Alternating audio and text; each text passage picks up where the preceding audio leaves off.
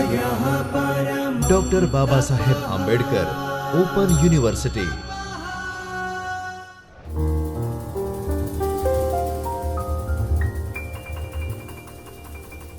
नमस्कार विद्यार्थी मित्रों, doctor Baba Saheb Ambedkar open university Ahmedabad के चैतन्य स्टूडियो से मैं doctor Maharudra Pratap Singh Chauhan, assistant professor Hindi, आप सभी का स्वागत करता हूं। विद्यार्थी मित्रों, आज हम जिस विषय के बारे में बात करने वाले हैं वह विषय है बीए प्रथम सत्र हिंदी माइनर का पेपर हिंदी कहानियाँ, जिसका पेपर कोड है HNDMN 101। इस पेपर के अंतर्गत आज हम इकाई 7 की बात करेंगे। इकाई 7 जिसका नाम है कोशिका कटवार, जिसके लेखक है शेखर जोशी। इस इकाई को हमने 5 भागों में विभाजित किया था। प्रथम भाग की बात हम कर चुके हैं, जिसमें हमने लेखक परिचय, उनका जीवन परिचय और कृतित्व परिचय की बात की थी।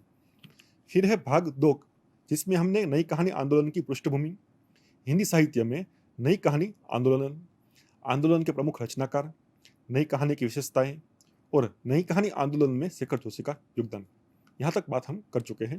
आज हम बात करने वाले हैं कहानी की भूमिका, मतलब कहानी की जो कथा वस्तु है उसके बारे में विस्तृत बात आज हम करेंगे। कहानी की भूमिका सबसे पहले आएगी, फिर प्रेम का विच्छोह, गांव वापसी और कटवार, पुनर्मिलन, मौन संवाद, कहानी का संदेश और समापन, यहाँ तक हम बात करेंगे भाग 3 में। फिर आएगा भाग 4, जिसमें कोशिका कटवार जो है कहानी की तात्विक समीक्षा हम करेंगे। सबसे पहले आएगा कथा वस्तु, फिर चरित्र चित्रण, जिसमें गोसाई सिंह और लक्ष्मा की बात हम करेंगे, और अंत में आएगा रूपरेखा भाग 5, जिसमें संवाद, देशकाल और भाषा शैली और उद्देश्य, जिसकी बात हम करेंगे। सबसे पहले बात करेंगे हम कहानी की भूमिका की। तो शेखर जोशी, उनकी कहानी है कोशिका कटवार। यह कहानी निस्वार्थ प्रेम, सामाजिक विडंबना और परिस्थितियों की मार्मिक कथा है। कथा जो है वह प्रेम पर आधारित है और निस्वार्थ प्रेम। जब इसको हम पढ़ते हैं, मान लीजिए कि गुलेरी जी की एक रचना है, बात हमने की है कि उसने कहा था कहानी, हमने सबने पढ़ी ही होगी, हिंदी में बीए में कहिए या मास्टर में ये कहानी आती है, हर जगह पर देखने को मिलती है।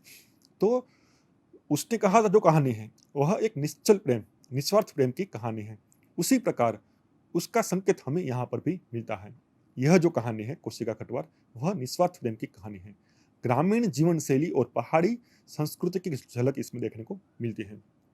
कहानी जो है वह पहाड़ी परिवेश की है। अब अगले लेक्चर में हमने बात की थी कि शेखर जोशी जो है उनका जन्म पहाड़ी परिवेश में हुआ था, तो इस कारण उनकी कृतियों में पहाड़ी परिवेश देखने को मिल जाता है। तो कुल मिलाकर यह कहानी जो है वह एक प्रेम कहानी है और निस्वार्थ प्रेम पर आधारित कहानी है। मुख्य पात्र जो है उसमें गुसाई और लक्ष्मा, ये दोनों इसके मुख्य पात्र हैं। गुसाई जो है वह फौजी है और कहानी का नायक है और सच्चा प्रेमी है। लक्ष्मा जो है वह गांव की युवती है और गुसाई की प्रेमिका है।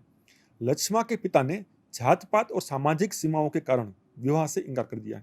अब गुसाई जो है वह लक्ष्मा से प्रेम करते हैं, दोनों एक दूसरे से शादी करना चाहते थे, लेकिन लक्ष्मा का जो पिता है उसने जात पात और सामाजिक सीमाओं के कारण लक्ष्मा का विवाह कहीं और कर दिया। और यहाँ पर एक करुण गाथा यहाँ से शुरू होती है। प्रेम का विच्छोह जो है, फौज से लौटने पर गुसाई लक्ष्मा से मिलने को उत्सुक था। उसको ऐसा था कि अब मुझे नौकरी मिल गई है, अब मैं लक्ष्मा से मिलूंगा और उससे शादी करूंगा। दोनों का मिलन काफल के पेड़ के नीचे होता है। लक्ष्मा का विवाह किसी और से हो जाता है और गुसाई जो है 15 वर्षों तक गांव नहीं लौटता। अब फौज से लौटने के बाद जब उस उत्साहित था कि अब अपनी प्रेमिका से मिलेगा और उसके घर जाके विवाह का प्रस्ताव रखेगा, लेकिन गांव आते ही वो जब उससे मिलता है, दोनों कस्में खाते हैं कि नहीं हम आगे जाकर शादी करेंगे, लेकिन लक्ष्मा जो है उसका विवाह किसी और के साथ उसके पिता करवा देते हैं। गुसाई को जब पता चलता है तो वह वहाँ से चला जाता है और 15 वर्षों तक लौटकर अपने गांव नहीं आता है। 15 वर्षों बाद जब अपने गांव वह आता है तो गांव वापसी और घटवार। अब गुसाई रिटायरमेंट के बाद कोसी नदी के किनारे घट लगवाता है। घट यानी आटा पीसने के लिए जो चक्की आती है, जो नदी के पानी के बहाव के कारण जो घूमती है और आटा पीसता है, तो इसके कारण गुसाई जो है वो अपने गांव में आकर घटवार बन जाता है और घट लगवाता है। अकेला जीवन जीता है, अविवाहित रहता है और शांत और गंभीर है। अब उसने जो प्रेम किया था वह निश्चल था। अब वो आगे चलकर शादी नहीं करता है। लक्ष्मा की शादी हो गई लेकिन वह स्वयं शादी नहीं करता है, कुंवारा रहता है, अविवाहित रहता है। उसका स्वभाव कैसा था? तो शांत और गंभीर था। पुनर्मिलन कब होता है? तो एक दिन अनाज पिसवाने आई महिला की आवाज जानी पहचानी लगती है। जब भी गुसाई खटवार पर था, एक किसी अनजान महिला की आवाज आती है। वह शुरुआत में कहता है कि अभी समय नहीं है, किसी और का वो काम कर रहा था और मना कर देता है। लेकिन जो स्त्री आई हुई थी उसकी आवाज उसको जानी पहचानी लगती है, इसलिए वो बाहर निकल कर देखता है तो बाहर लक्ष्मा होती है। गुसाई उसे पहचानता है, वह लक्ष्मा थी। गले में मंगलसूत्र नहीं देख उसकी स्थिति समझ में आ जाती है। अब लक्ष्मा जो है उसकी शादी तो हो गई थी, गले में मंगलसूत्र नहीं था, तो इस कारण गुसाई समझ जाता है कि उसके पति का देहांत हो गया है। तो अब जो लक्ष्मा जो है वो विधवा थी। अब परिस्थिति कैसी होती है कि 15 साल के बाद वो अपने गांव आता है।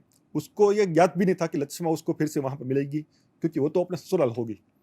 लेकिन वह विधवा हो गई थी, इसलिए वापस वो अपने गांव में आकर बसने लगती है। अपनी माँ की सेवा, बीमार माँ जो थी उसकी सेवा करती है। अब मौन संवाद चलता है। गुसाई लक्ष्मा के बच्चे को अपने हाथों से खिलाता है। लक्ष्मा जो है उसके हाथों में एक छोटा सा बच्चा था और उसको लेकर वहां पर घट पर आई हुई थी। और गुसाई जो है वो अपने हाथों से उसके बच्चे को खिलाता है। लक्ष्मा रोटियां बनाती है। प्रेम की एक मौन भाषा चलती है। लक्ष्मा पैसे लेने से इनकार कर देती है। अब यह जो संवाद है वह किस प्रकार चलता है? लक्ष्मा तो आ गई है घटवार पे।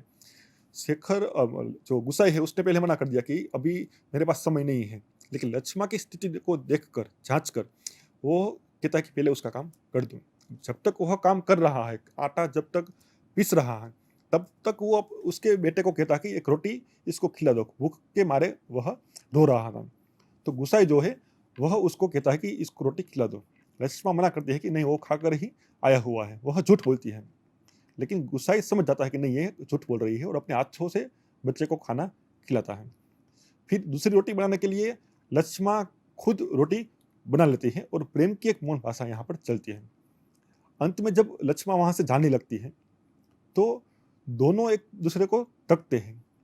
15 साल पहले का दृश्य उनके सामने आ जाता है। दोनों प्रेमी प्रेमिकाएं थे। अभी भी वह विवाह करना चाहे भी तो सामाजिक बंधन जो है उसके कारण वह विवाह नहीं कर सकता, क्योंकि अभी वो एक अन्य पुरुष की विधवा थी और समाज इसको एक्सेप्ट नहीं करेगा। मतलब वो उसको मान्यता नहीं देगा कि एक नया संबंध पनपे।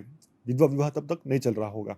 और लक्ष्मा को जाते वक्त गुसाई जो है वह पैसे देता है कि आप पैसे अपने पास रखो, कुछ काम आएंगे। लेकिन लक्ष्मा जो है वो पैसे लेने से मना कर देती है और वहां से चुपचाप चली जाती है। कहानी जो है उसका संदेश क्या है? तो प्रेम सामाजिक सीमाओं में बंध कर अधूरा रह जाता है। दोनों का जो प्रेम था वो सामाजिक सीमाओं से बंधे होने के कारण अधूरा रह जाता है। परिस्थितियां व्यक्ति को मन की बात कहने से रोकती हैं। जो परिस्थितियां है उनके मन में जो बातें थी, मान लीजिए कि गुसाई बहुत सालों से नहीं मिला था, उसके मन में बहुत से प्रश्न आ रहे होंगे, उसको कुछ पूछना भी होगा, लेकिन परिस्थितियां ऐसी थी, सामाजिक बंधन ऐसे थे कि वो उसको कुछ पूछ नहीं सकता है। गुसाई और लक्ष्मा का प्रेम अटूट होते हुए भी कभी पूर्ण नहीं हो पाता है। वो प्रेम करता है। धीरे लास्ट में वहां से जब लक्ष्मा जा रही थी तो वह उसको पुकारना चाह रहा है, उसको बुलाना चाह रहा है, लेकिन बुलाता नहीं है और लक्ष्मा वहां से चली जाती है। और दोनों का जो प्रेम है वह पूर्ण नहीं हो पाता है। इतने साल के बाद जब पुनर्मिलन हुआ है तब भी वह एक दूसरे से मिल नहीं पाते हैं और यहाँ पर कहानी पूर्ण होती है। समापन की जब बात आती है तो कहानी हृदय स्पर्शी है, संवेदना से भरपूर है। यह पाठकों को सोचने पर मजबूर करती है कि प्रेम के लिए सबसे बड़ी बाधा समाज की बनाई सीमाएं हैं और अंत का जो दृश्य है गहरी चुप्पी और सहायता का प्रतीक है। अब हृदय स्पर्शी कहानी है और संवेदना से भरपूर है। पाठक को सोचने पर मजबूर कर देता है कि जो प्रेम है, आज हम देखते हैं कि समाज के बंधनों के कारण बहुत सी प्रेम कथाएं अधूरी रह जाती हैं। प्रेम की जो कहानियाँ हैं वह पूरी नहीं हो पाती हैं, प्रेमियों का मिलन नहीं हो पाता है, तो सबसे बड़ी बाधा रहती है सामाजिक व्यवस्थाएँ। तो समाज की जो सीमाएँ हैं, उनके जो बंधन हैं, उनके कारण बहुत ही प्रेम कहानियाँ अधूरी रह गई है और पहले भी यही बात देखने को मिलती थी। और अंत का जो दृश्य है, लक्ष्मा वहाँ से जा रही हैं, एक गहरी चुप्पी वहाँ पर रहती है और असहायता का प्रतीक देखने को मिलता है। अब असहायता क्या है? गुस्साई चाहे भी, तो भी लक्ष्मा को रोक नहीं पा रहा है, यह उसकी असहायता है। समाज के बंधन उसके लिए बेड़ी का काम करते हैं। तो यहाँ पर दोनों की जो प्रेम कहानी थी, वह अधूरी रह जाती है और जिस प्रकार 15 साल पहले दोनों का वियोग हुआ था, विच्छेद हुआ था, उसी प्रकार फिर से पुनः एक बार दोनों वहाँ से अलग हो जाते हैं। और इस प्रकार इस कहानी का जो कथा वस्तु है, वो यहाँ पर पूरी होती है। हमने यहाँ पर बात की है इकाई के भाग 3 की। इस इकाई को हमने 5 भागों में विभाजित किया था। भाग 3 तक बात हम कर चुके हैं। अगले लेक्चर में हम भाग 4 की बात करेंगे। मिलेंगे अगले लेक्चर में, तब तक के लिए धन्यवाद। स्वाध्यायः परमः